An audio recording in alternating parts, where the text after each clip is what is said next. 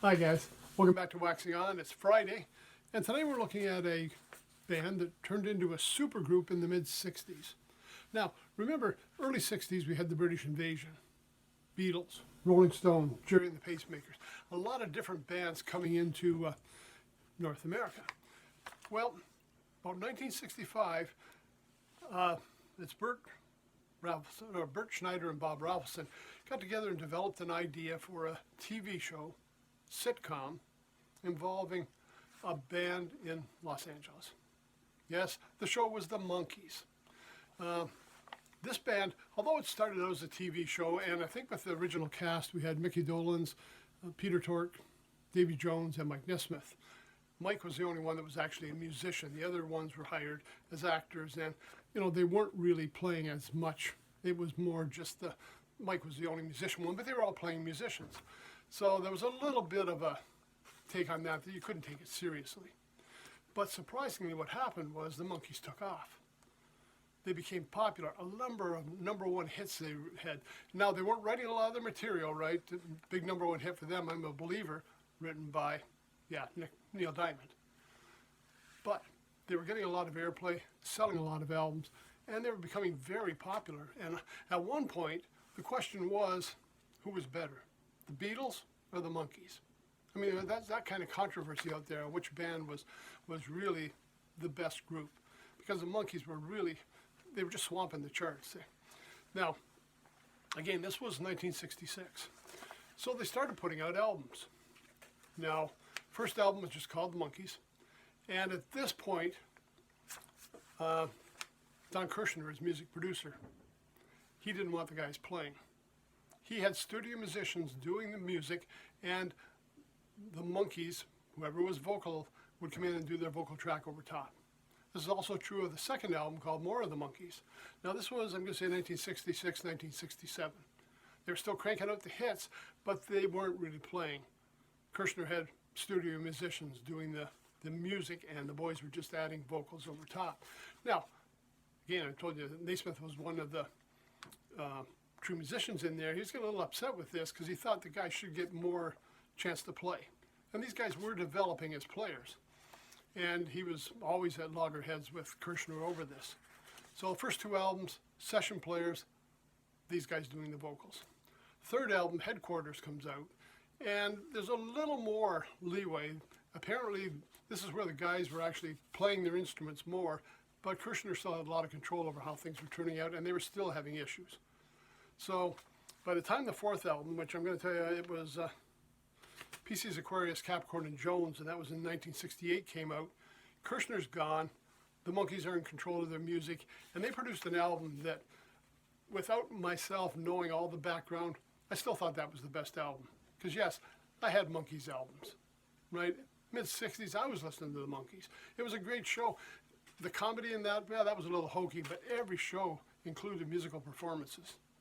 And for me, I really enjoyed that. I had the albums, I had the first 4 albums. And the last one, that PC's Aquarius, Capricorn, and Jones Limited, was probably one of my favorites. Even though I didn't know all the history behind it, it was the one that was truly an album that these guys put out without that influence of Don Kirshner, and was very different from the previous 3. Now, this is 1968. At this point, some of the guys are branching off. And that's where we come today. We're looking at an album by former Monkee, Mike Nesmith, or Nesmith. And it's Michael Nesmith and the First National Band. This is their second album, Magnetic South.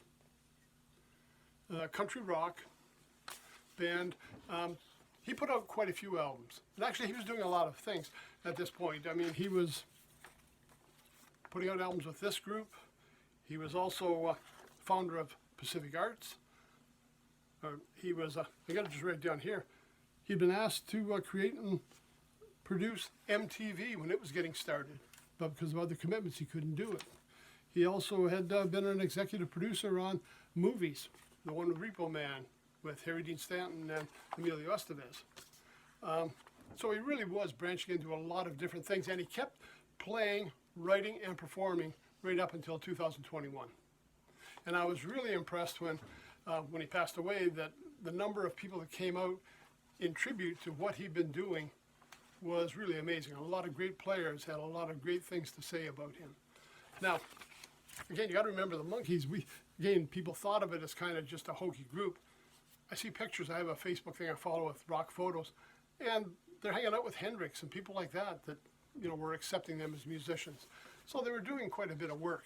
Now, Nesmith, at this point, he'd also done some songwriting, and on the early Monkees albums, he had a couple of tunes on all of the albums. Now, in the latter one, the Pieces of Chorus Captain, Corn and Jones, he had a little more in the forefront, but his big hit was actually a song recorded by Linda Ronstadt when she was with the Stone Ponies. He had written Different Drum. The big hit that was a breakthrough for her. Who knew? So anyways, you move on. He forms this group, the First National Band, and he starts putting out albums under his own name. Again, this one, Magnetic South. The majority of the songs written by Mike. And I'll give you some idea who's playing on here. See if some of these names sound familiar. We got O.J. Red Rhodes playing pedal steel guitar, John Ware on drums, John London on bass, Earl P. Ball on side piano, and Michael Nesmith on guitar and vocals.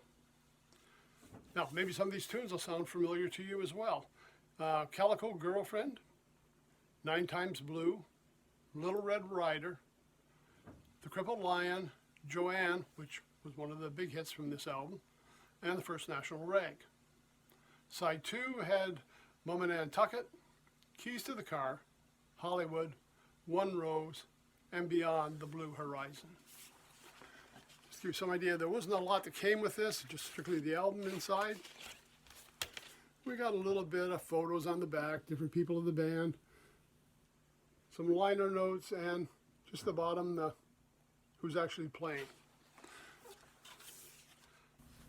And it says, row upon row of man after man, let this music be their music.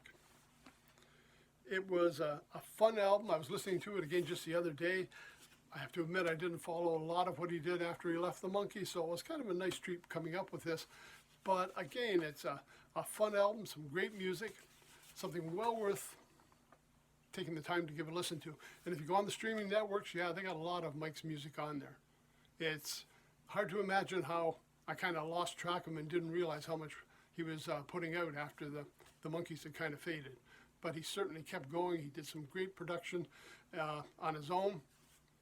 Certainly a very fun album for me to listen to. Now, something I didn't mention, again, we're talking about people not taking the Monkees seriously.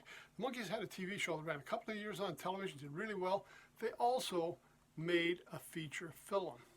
It's called Head. And we got Bob Ralphson was one of the producers, along with Jack Nicholson. Come on, that ought to just blow your mind, man. Jack Nicholson producing the Monkees movie. And not just that, Ralphson and Nicholson wrote the Monkees movie. Man, when you hear that, it's hard to compare the two of them together. Can you imagine Nicholson and the Monkees? But yeah, it happened, man. It was in the mid-'60s. Movie was called Head. If you get a chance, check it out. Okay, that's it for today. It's something to kick off your weekend. We always like to have something a little bit fun to get into the weekend with. And it's Michael Nesmith, First National Band. Check it out. Okay, another week down. We're getting into 1st of October when we see you again. It's that time of year. Things are winding down. We're at one end. We're closing off summer, but they're really picking up. Talk about that a little bit next week. Till then, everybody have a great weekend. Take care. Stay safe. See you on Monday.